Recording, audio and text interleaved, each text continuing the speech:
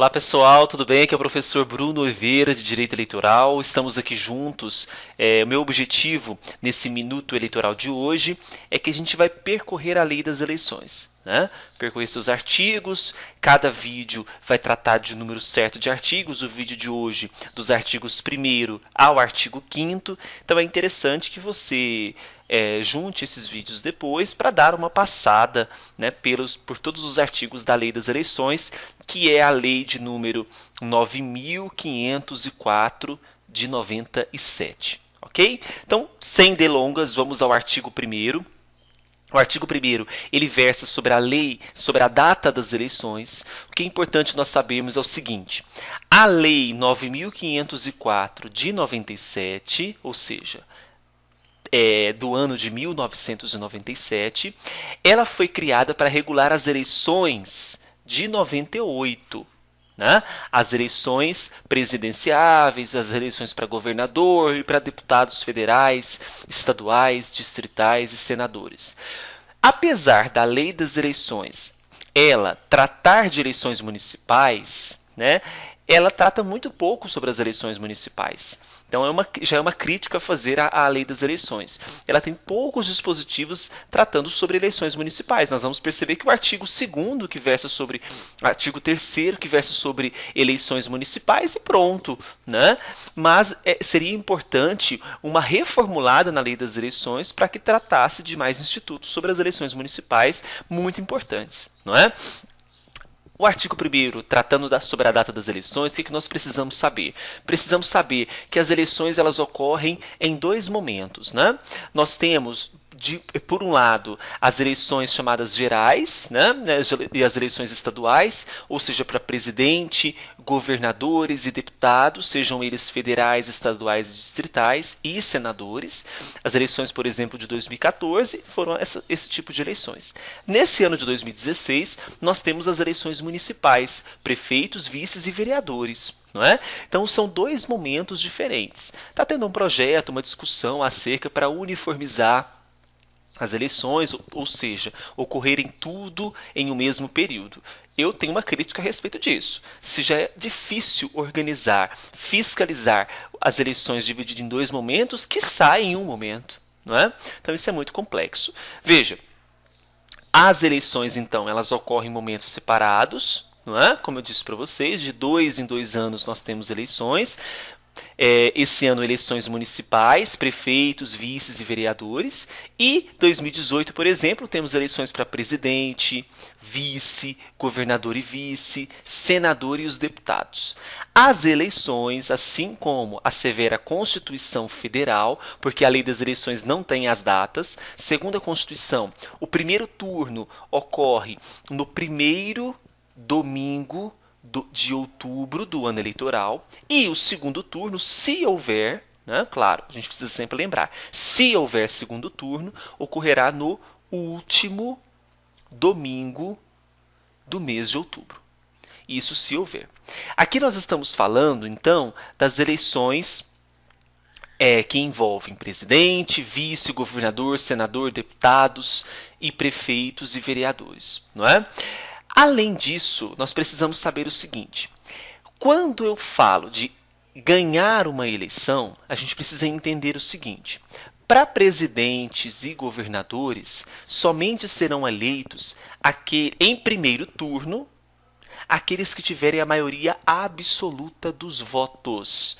Maioria absoluta dos votos. Sempre nós vamos contar os votos excluindo os brancos e os nulos. Então quebra aquele mito que votando em nulo ou branco mais de 50% vai anular uma eleição. Muito cuidado com isso, gente. O que anula uma eleição não são votos nulos, são votos anuláveis, são votos ilícitos, votos praticados de forma ilícita, ok? Agora, votos brancos e nulos é um direito do eleitor de se abster negativamente ao voto. Né? Se abster no ato de votar é em escolher qualquer representante ou partido. Tá? Então veja, para presidentes ou governadores serem eleitos em primeiro turno, é necessário que eles tenham maioria absoluta dos votos. Não computa-se, então, os votos brancos e nulos, porque devem ser votos válidos, né? Então, se houve 100 votos, 10 foram brancos e 10 brancos e nulos, né? Vamos supor que a soma de brancos e nulos foram 10, sobram 90. Qual que é a maioria absoluta de 90? Se a metade é 45, qual que é o número superior a 45 a 90? 46. Então, esse é o primeiro número superior a 45. Então, para um candidato ser eleito em primeiro turno de maioria absoluta, precisa ter 46 votos nesse caso. Olha o que diz o parágrafo 1º do artigo 2º. Se nenhum candidato alcançar maioria absoluta na primeira votação, será feita uma outra votação, não é? É o que nós chamamos de segundo turno, no último domingo do mês de outubro do ano eleitoral. Não é? Nesse caso, aí não precisa mais de maioria absoluta, e sim somente maioria dos votos, porque já é o último patamar que nós temos para conseguir eleger alguém. Nessa votação do segundo turno, só terão 2 candidatos. Né? Só os 2 mais votados que vão para o segundo turno. Se ocorrer morte, desistência ou impedimento de um desses candidatos, o que eu faço? Antes de ocorrer o segundo turno, eu vou chamar dentre os que sobraram lá, né, o de maior votação. Aí chamo esse de maior votação e ele vai para o segundo turno. Agora, se por exemplo, eu vou para o segundo turno, já que foi mais votado foi, só que eu tenho 2 candidatos que estão com a mesma votação. Isso, de fato, é muito difícil de ocorrer. Mas se ocorrer, se eu tenho 2 com a mesma votação, quem vai nesse caso? O mais idoso. Então grava isso. Se houver empate, para que possa ir ao segundo turno, vai o mais idoso. Tá? E claro, se o presidente ganha as eleições, o vice automaticamente vai junto com ele. O governador, a mesma historinha. Venceu o governador, o vice também vai junto com ele. Para as eleições municipais, nós temos uma pequena diferença. Por quê?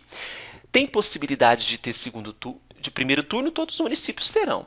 Mas o segundo turno, só nos municípios com mais de 200 mil eleitores é que terão o segundo turno. Grava isso. Não são todos, são poucos municípios no Brasil que têm mais de 200 mil eleitores que eu estou falando ainda. Eleitores não são habitantes. Né? E a prova vai confundir você em relação a isso. Então, para ter segundo turno nos municípios, precisa ter mais de 200 mil eleitores. Para que um candidato a prefeito ganhe as eleições, olha só o que diz o artigo 3º. Será considerado eleito prefeito o candidato que obtiver a maioria dos votos não computados os em branco e nulos.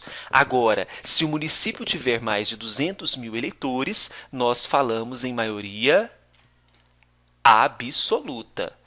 Coisa que de fato não acontece muito no Brasil. Poucos municípios têm mais de 200 mil eleitores. Então, nos municípios que não tiverem mais de 200 mil eleitores, a regra é maioria simples, né, de votos. Nos que têm mais de 200 mil, maioria absoluta. Tá certo?